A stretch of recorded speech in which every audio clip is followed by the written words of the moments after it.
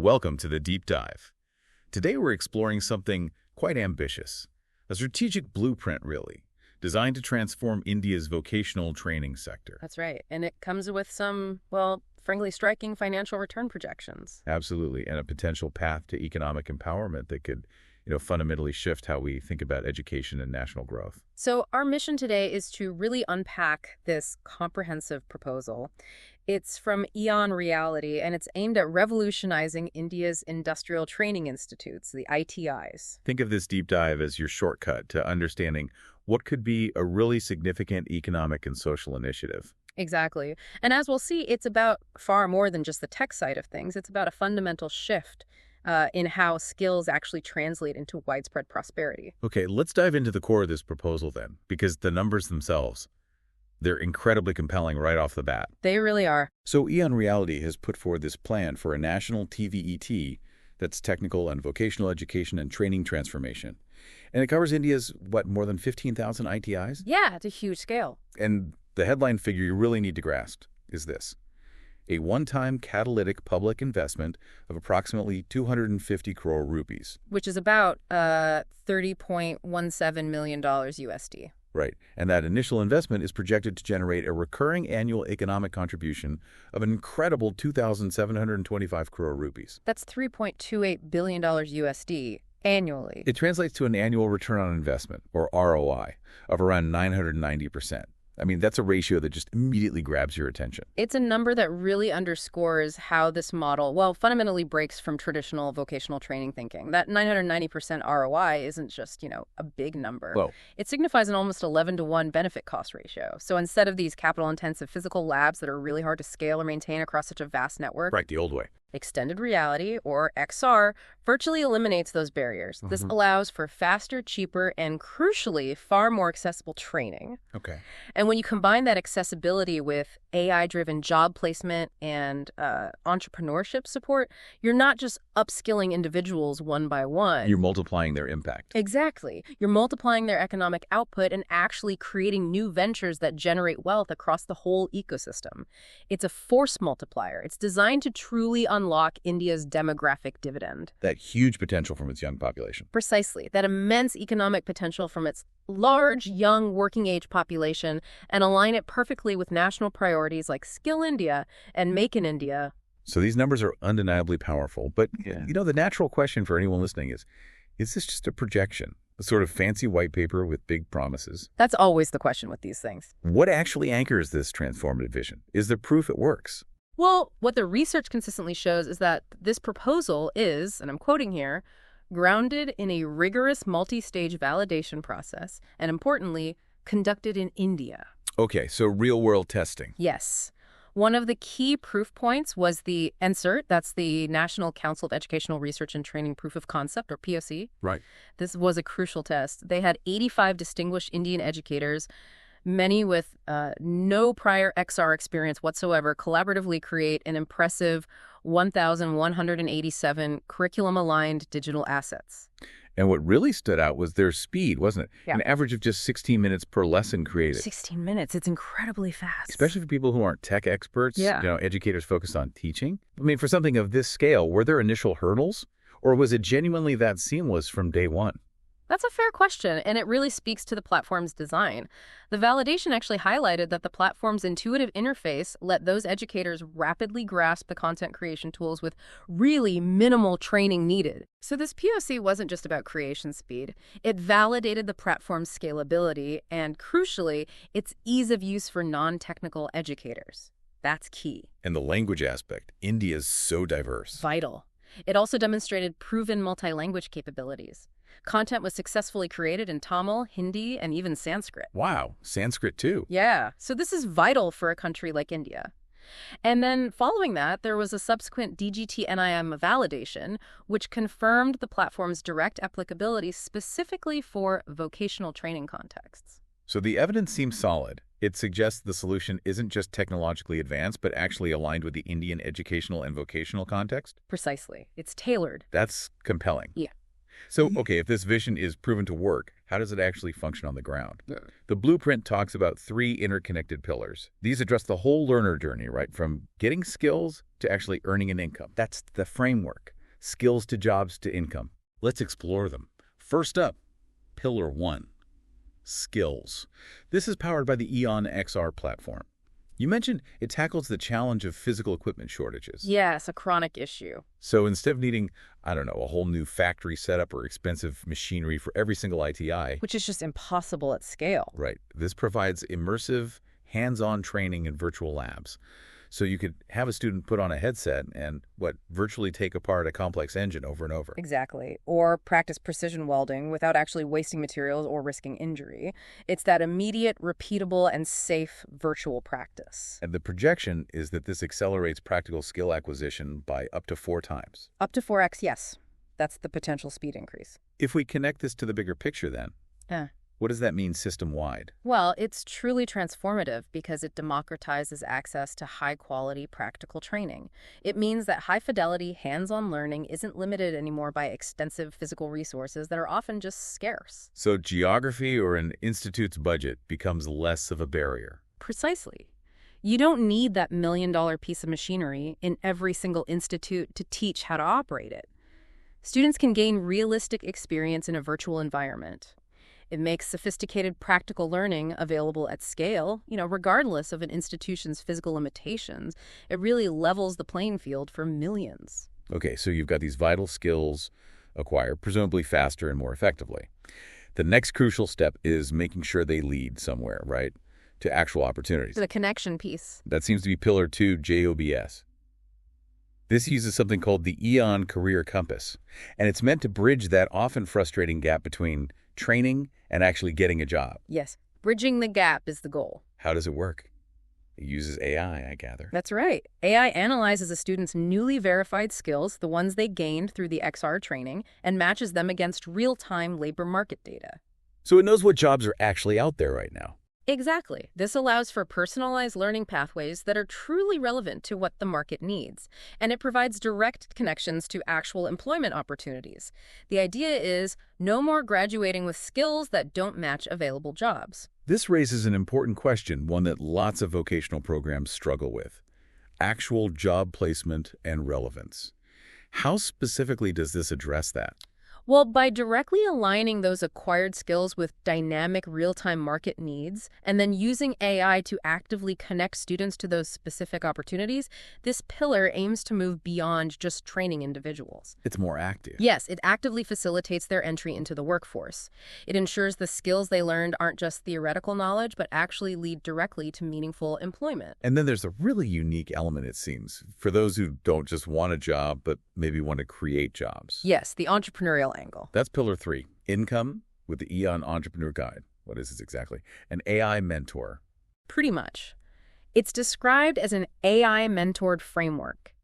It's specifically designed to empower ITI graduates to take their technical skills and transform them into new businesses. So imagine an aspiring electrician.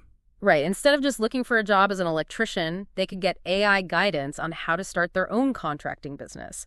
Maybe identify a niche market, figure out pricing, basic business planning. And potentially employ others eventually. Exactly. That's the potential impact. This pillar could cultivate a whole new generation of local innovators and entrepreneurs. It's about empowering individuals to see local challenges, use their technical skills to create solutions, build sustainable businesses, and generate jobs for others right there in their communities. Which feeds into the SME ecosystem. Absolutely. It contributes significantly to a vibrant small and medium-sized enterprise, or SME ecosystem, which, as you know, is often the real backbone of any healthy economy, especially for distributed economic growth. Okay, so we have the vision, the validation, the 3 pillars: skills, jobs, income. Let's circle back to the financials. What does this all mean for the country's bottom line? The big numbers. We heard the incredible total earlier, 2,725 crore rupees. That's $3.28 billion USD in total annual contribution. But let's maybe break that down. Where does that impact come from, according to the projections? These are risk-adjusted conservative estimates, right? Yes, the proposal emphasizes they are conservative, risk-adjusted annual projections for each pillar. So let's start with the enhanced workforce productivity and higher earnings pillar. This is really about the jobs aspect, getting people into better jobs, making the existing workforce more productive. Right. The number here is massive, 2,375 crore rupees annually, or $2.86 billion USD. Where does that come from? It comes from two main drivers. First, there are the higher earnings of the newly placed graduates. The projection assumes 200,000 graduates get placed annually with about a 25% salary premium because their skills are better aligned and potentially more advanced. Okay, so better skills mean better pay. That accounts for About 11,125 crore rupees, or $1.35 billion USD annually from those higher earnings. And the second driver? That's productivity gains for the existing workforce. People already employed but who engage in upskilling through the system. The projection uses a conservative 5% productivity gain for about 500,000 workers. And that adds up to? Another 12,250 crore rupees, or $1.50 billion USD, from those productivity gains.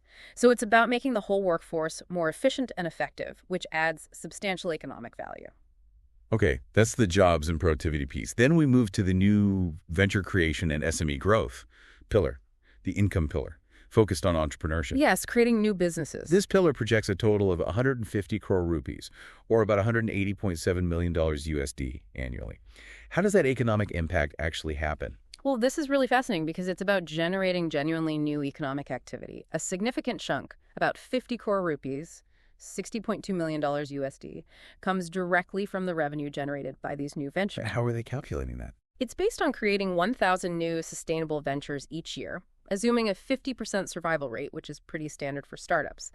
And they project each surviving venture generating an average annual revenue of about 10 lakh rupees, which is 1 million rupees, or roughly $12,000 USD. Okay, so direct revenue from new businesses. What else? Beyond that direct revenue, there's an additional 100 crore rupees, or $120.4 million USD, projected from indirect and induced job creation. The ripple effect. Exactly. Essentially, they estimate these new ventures will create around 2,500 new ecosystem jobs needed to support them, suppliers, services, etc., each with an average salary of around 4 lakh rupees. So it's building out the local economy around these new SMEs. Got it. And finally, the third source of financial impact, system-wide efficiency gains and cost savings. This is tied back to the skills pillar and the virtual approach. Right. This is where the XR platform really shines in terms of savings. This generates about 200 crore rupees, or $241.0 million USD in annual savings. How do they detail these efficiencies? What stands out here is that these aren't just, direct revenue benefits like the other pillars. These are systemic improvements that actually free up resources. How so? Well, for example, a notable amount, about 80 crore rupees, or $96.4 million USD, is projected simply from reduced physical equipment costs. The calculation assumes an 80% reduction in the need for new physical lab and workshop equipment across 1,000 ITIs, basically avoiding 100 crore in capital expenditure each year because you don't need to buy as much physical stuff. Makes sense. Using virtual tools instead. Precisely. And then there's another significant portion, 120 crore rupees, or $144.6 million USD, coming from teacher productivity gains. How does that work? The estimate is a 40% reduction in lesson preparation time for about 50,000 instructors, because they have access to ready-made digital assets or can create them much faster using the platform. Which means they can spend that time differently. Exactly. It frees up their valuable time for more direct mentorship, for professional development, for focusing on individual student needs. It significantly enhances the entire vocational training landscape. It's really about working smarter, not just harder, and reallocating those saved resources and time to other critical needs.